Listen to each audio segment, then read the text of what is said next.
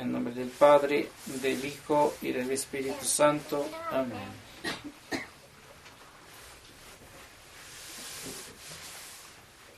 Dice nuestro Señor en las Sagradas Escrituras, más concretamente en el Nuevo Testamento, lo siguiente: Euge serve bone et fidelis, cuia pauca fuiste fidelis in multa que te constituan, intra in gaudium Domini tui. Que en español quiere decir: oh siervo bueno y fiel, porque has sido fiel en lo poco, yo te constituiré en lo mucho. Entra en el gozo de tu Señor. En esta frase es importante resaltar lo siguiente. Primeramente, que el elogio viene de nuestro Señor Jesucristo y está dirigida al alma. Euge serve bone, nos dice, y oh siervo bueno y fiel. Y también en ella nuestro Señor destaca la bondad de esta alma. Como segundo lugar, en tercer lugar, también habla de la fidelidad, porque ha sido fiel en lo poco. Y finalmente, que es número 4, le da el premio a su bondad y a su fidelidad. Entra en el gozo de tu Señor, o sea, la bienaventuranza eterna. Mas dice el apóstol que no es recomendable ante Dios el que a sí mismo se recomienda, sino al que Dios recomienda. Y en esta frase es Dios quien habla del fiel, o que habla del hombre que reúne estas condiciones que acabamos de describir. Lógico, debemos referir primeramente la bondad o el ser bueno única y exclusivamente a nuestro Señor. Él es la suma bondad. Y así lo atestigua nuestro Señor en las Sagradas Escrituras, cuando dice: ¿por qué me llamas maestro bueno? Uno solo es bueno, y ese es Dios, hablando del Padre eterno. Pues bien, esa bondad que nosotros podemos tener en nuestros corazones es una bondad compartida, que Dios, nuestro Señor, nos la concede y nos la da, junto con la gracia santificante, junto con las gracias que constantemente Él nos concede para andar precisamente dentro de esa misma bondad. Pero también Él menciona otra cosa que es muy importante y que atañe especialmente a nuestro Señor, y es la fidelidad. No podremos nosotros heredar la vida eterna si no somos fieles. ¿Fieles a qué? Al hablar de la palabra fidelidad, uno puede referirla a multitud o a varias cosas en sí. Por ejemplo, podríamos decir, es fiel en la empresa donde trabaja. O podríamos decir, es fiel a la amistad que contrajo con fulano o con perengano. O también podemos decir, es fiel a la palabra que ha dado en el sacramento del matrimonio. Y finalmente podemos decir, es fiel en la fe y en la doctrina de nuestro Señor Jesucristo. Lógico es que estas palabras están dirigidas especialmente a lo último y no a lo primero ni a lo segundo, pero nos sirve para entender bien esto, lo tercero, es decir, la fidelidad que se jura o que se promete en el sacramento del matrimonio.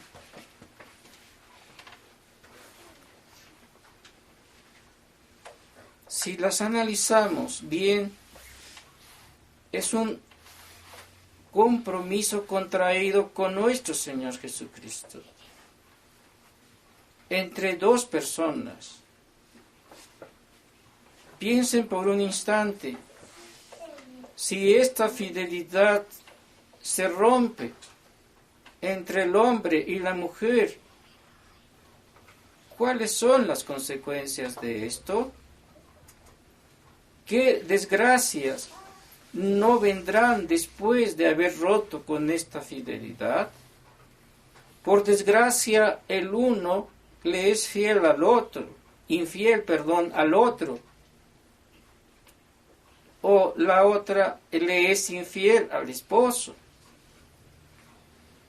Las consecuencias de esto son incalculables. No se pueden, desgraciadamente, medir, pero las padecemos. Y quien cae desgraciadamente en esto, ciertamente que vive en cierta manera un infierno acá en la tierra, porque es difícil volver a unir las piezas y pegarlas y que queden igual que como estaban antes de que esto sucediese. Las cicatrices son difíciles de sanar y se llevan por generaciones.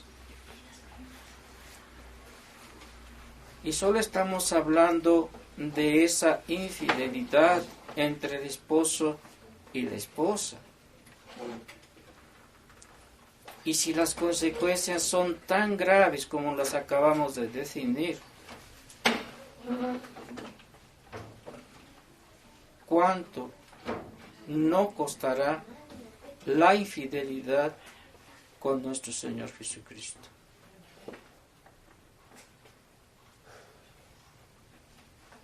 ¿Qué consecuencias no traerá dicha infidelidad a la doctrina, a la fe, a las costumbres que Dios nuestro Señor Jesucristo nos transmitió? Que Dios nuestro Señor Jesucristo dejó para nuestra contemplación en el Nuevo y Antiguo Testamento. La infidelidad a nuestro Señor Jesucristo podemos ejemplarizarla con varios acontecimientos sucedidos en las Sagradas Escrituras. Creo que el que más puede llamar nuestra atención es la de aquel discípulo amado en el momento, pero que después le traicionó. Y me refiero a Judas Iscariote. Más, dijo nuestro Señor, le valiera no haber nacido por la traición tan grande que le causaría a nuestro Señor.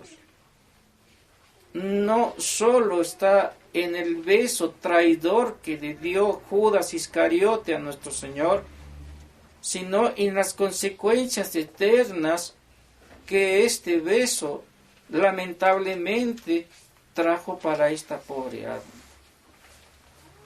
¿Y cuál es eso? ¿O qué fue eso?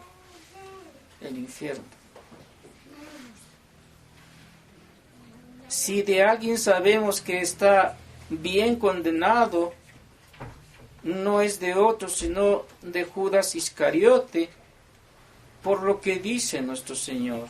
Más le valiera no haber nacido. Pues bien, proporcionalmente hablando, ¿a cuántas almas no les puede decir nuestro Señor en la actualidad, más les valiera no haber nacido? No estamos nosotros dentro de esa lista o dentro de esos hombres o mujeres que nos puede caer esta maldición de más les valiera no haber nacido.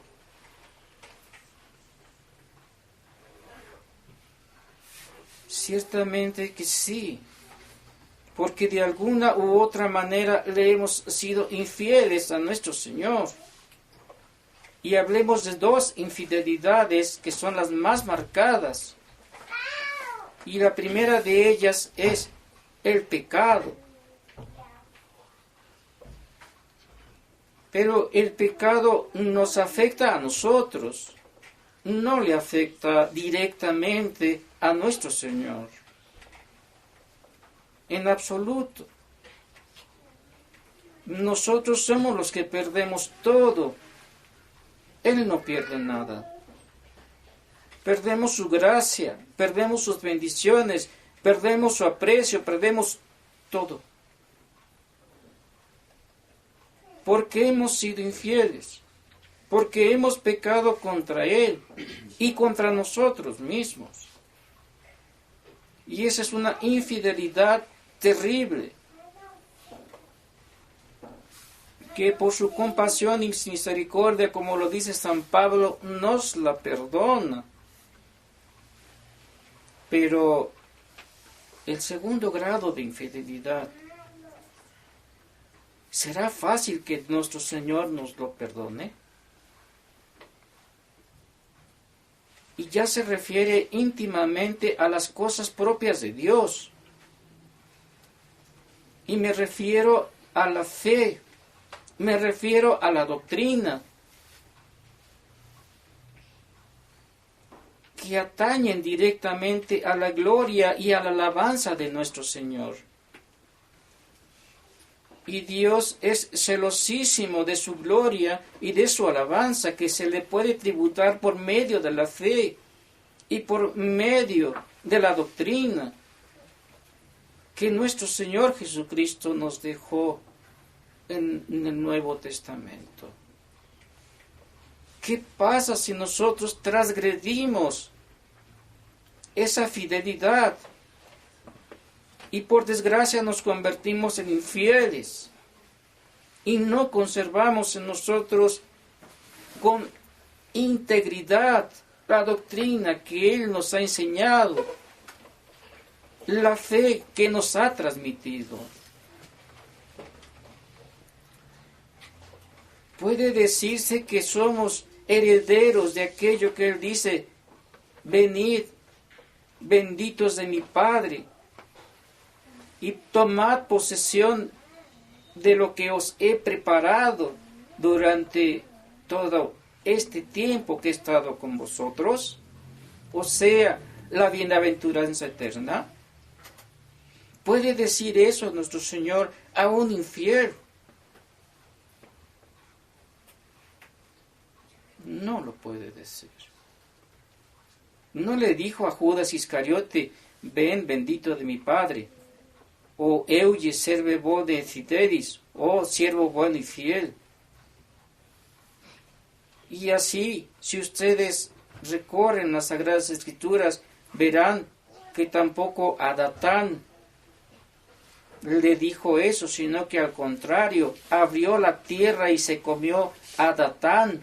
O sea, lo envió al infierno junto con los compañeros que se rebelaron contra Moisés en el monte Sinaí. ¿Y qué les pasó a los de Sodoma y Gomorra? No solamente el pecado, sino también todo lo que habían cometido contra nuestro Señor mereció que fuesen borrados de la faz de la tierra y que ahora no existan esas ciudades en la actualidad. Pero como dije, el ejemplo más claro que tenemos de esto lo tenemos en Judas Iscariote. ¿Y qué decir del caos en el que nos encontramos en estos tiempos? La línea de la fidelidad es tan frágil que se puede romper en cualquier momento. Si nosotros consideramos en la actualidad las herejías que hay dentro de la iglesia y fuera de ella,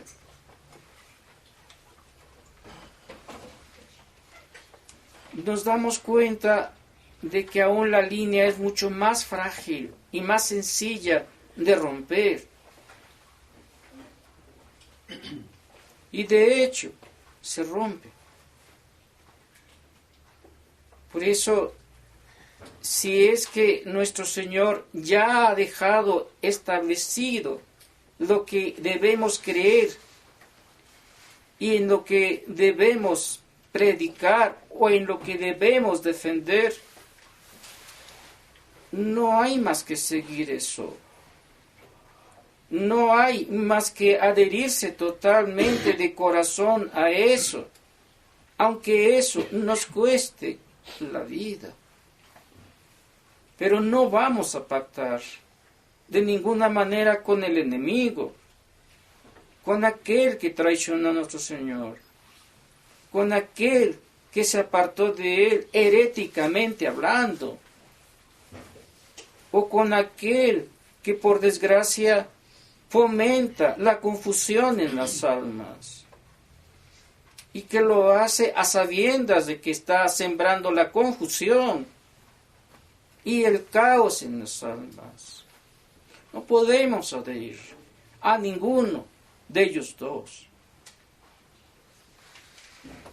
No podemos, y no hay contubernio entre el error y la verdad. La verdad es Dios, el error es contrario a la verdad divina. Quienes hayan hecho ese pacto con el error o con la herejía están ofendiendo y han fallado en la fidelidad a nuestro Señor Jesucristo. ¿Puede nuestro Señor Jesucristo decirles siervos buenos y fieles? ¿Puede nuestro Señor Jesucristo confiar en ellos cuando ellos le han sido infieles? ¿Puede nuestro Señor Jesucristo decirles, oh siervos buenos y fieles, cuando han sido todo lo contrario? ¿No valoramos nosotros ese esfuerzo tan grande de nuestro Señor a transmitir su fe y la doctrina? Y nos dejamos llevar por ellos que han traicionado a nuestro Señor Jesucristo. Y estamos contentos con ellos, como que si fuesen todavía aún fieles a nuestro Señor Jesucristo. Es como que si Judas hubiese fundado una secta después de haber dado el beso a nuestro Señor y tuviese sus feligreses en esa secta. Ciertamente que se serían abortivos y no deseados por nuestro Señor. Pues, ¿qué es el modernismo? ¿No es acaso esa herejía condenada por San Pío X? No debemos hacer ningún convenio con ellos, ningún trato con ellos, porque el hacerlo con ellos es traicionar a nuestro Señor Jesucristo. Tampoco debemos colaborar con la confusión que viene no de Dios, porque en Dios es unión, es la unidad perfecta entre el Padre, el Hijo y el Espíritu Santo. Y no podemos contribuir nosotros a la confusión, porque estamos yendo en contra de nuestro Señor Jesucristo y de alguna manera estamos siendo infieles a Él. Por donde no sientan bien esas palabras en nuestra alma. Euge serve bone et fidelis, oh siervo bueno y fiel. Colaborar con ellos es colaborar precisamente en la traición a nuestro Señor Jesucristo. Y debemos cuidarnos de ellos. Y debemos también pedirle a Dios la fidelidad a la fe y a la doctrina de siempre. No apartarnos ni un ápice de ellos. Y no incurrir en eso. No podemos ser tibios en esto. No podemos ser esa caña cascada que es llevada por el viento para un lado y para el otro. Pero pues dicen la misa tradicional también. Sí. También Arrio la dijo. También Lutero la dijo antes de ser los dos herejes y siendo herejes uno de ellos como lo fue Arrio. Pero la misa de Arrio era sacrílega. Sí era tradicional, es verdad, pero era sacrílega porque era hereje. ¿Y qué decir de los communicación sacris? ¿Qué decir de aquellos que dicen, bueno, hemos hecho un pacto con Roma, pero conservamos la misa tradicional? ¿Qué es esto? Por un lado le prendemos una vela a Dios y por otro lado le prendemos una vela al diablo. ¿Eso es lo que quiere decir? Pues si es así, somos esa caña cascada. No hemos puesto firmemente nuestros pies en la verdad, en la doctrina y en la fe. Y de eso, ciertamente, que nos pedirá cuenta nuestro Señor el día en que tengamos que ir a declarar sobre nuestra administración. No podemos hacer tratos ni acuerdos con el enemigo de nuestro Señor Jesucristo. No podemos de ninguna manera contribuir a la confusión que es contraria al Espíritu Divino. No podemos, so pena de que pongamos en tela de juicio nuestra salvación eterna.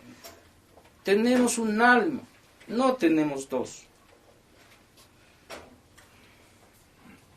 Y esa alma que tenemos la debemos conservar para Dios. Es inconfundible la doctrina, es inconfundible la fe de nuestro Señor, que no pacta con el error, que no hace contubernio con la herejía, ni tampoco se casa con la confusión que puede causar en los fieles. Ninguna de las dos cosas. Difícil en la actualidad tratar esto y sobre todo equilibradamente elegir aquello que con la gracia de Dios nos ilumine y nos conduzca por aquellos caminos que ya están trazados de antemano por nuestro Señor. Sin duda alguna, que la Santísima Virgen María es la primera que nos enseña con su ejemplo el camino que debemos seguir. Es ella también la que nos puede librar de la confusión o también nos puede librar de la herejía y la que nos puede dirigir directamente al corazón sacratísimo de nuestro Señor Jesucristo. A Él debemos acudir, o a ella debemos acudir, mejor dicho.